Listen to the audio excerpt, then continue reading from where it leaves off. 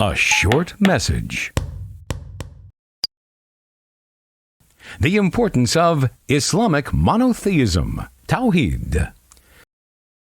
This is indeed the very reason why Allah created the jinn and mankind in the first place. Allah Almighty says, وَمَا خَلَقْتُ الْجِنَّ وَالْإِنسَ إِلَّا لِيَعْبُدُونَ.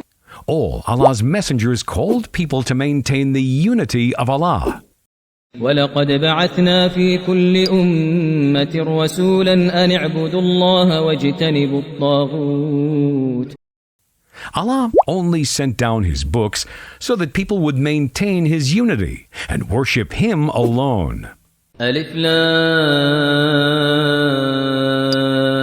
را كتاب أحكمت آياته ثم فصلت من لدن حكيم خبير ألا تعبدوا إلا الله إنني لكم منه نذير وبشير.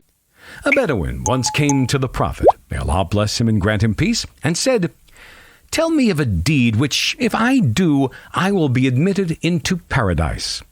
The Prophet, may Allah bless him and grant him peace, replied, "Worship Allah alone, without associating anyone or anything with Him." Abdullah ibn Abbas, may Allah be pleased with him, said, "Any divine command to us to worship Allah in the Quran refers to His order to us to maintain His unity and worship Him alone."